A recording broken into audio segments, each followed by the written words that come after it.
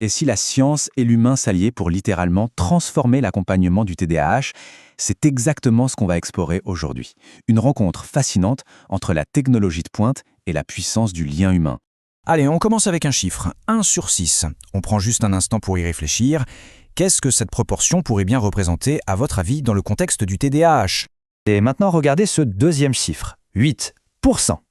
Si on les met côte à côte, 1 sur 6 et seulement 8%. Le fossé, il est immense, on va découvrir ensemble ce qu'il cache. Et voilà, la clé de l'énigme. Ces chiffres, ils nous révèlent un défi absolument gigantesque. Un jeune sur 6 est concerné par un trouble du neurodéveloppement, mais à peine 8% d'entre eux reçoivent un diagnostic. Et ça, c'est souvent après un véritable parcours du combattant. Ce parcours, c'est ce qu'on appelle l'errance diagnostique. Et l'impact, il est lourd. Perte de confiance en soi, risque de décrochage scolaire, exclusion sociale. Le point vraiment crucial ici, c'est que le TDAH, ce n'est pas une mode, non.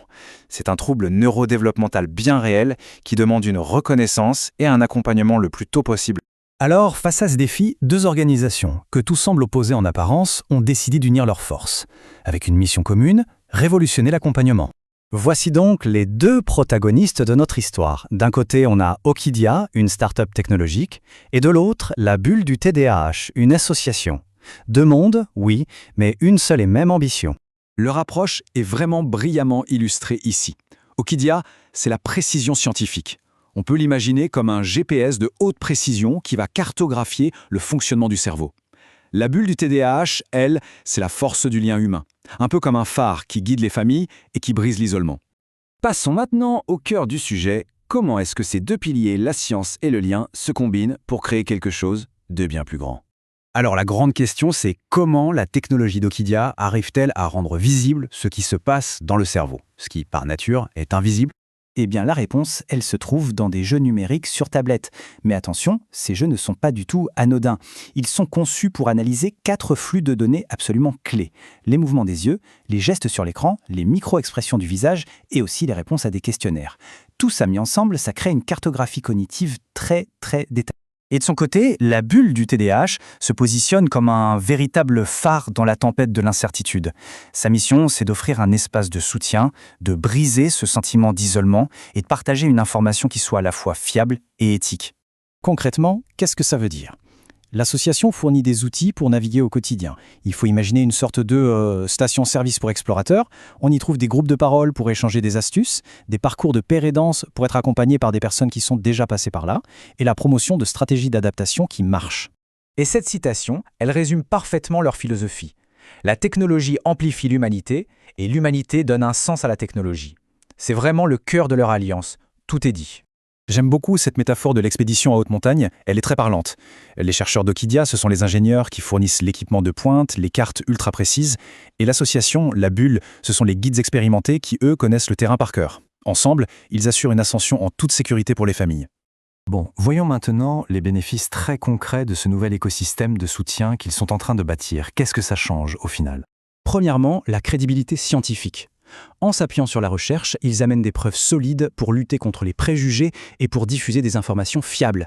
Et ça, pour changer les mentalités, c'est absolument essentiel.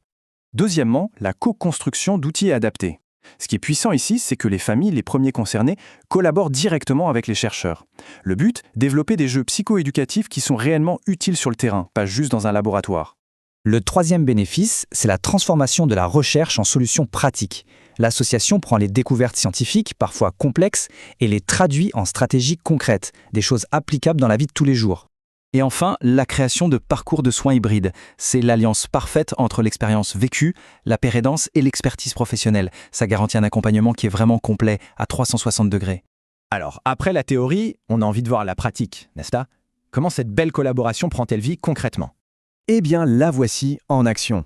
La bulle du TDAH et Okidia organisent le week-end du TDAH en famille.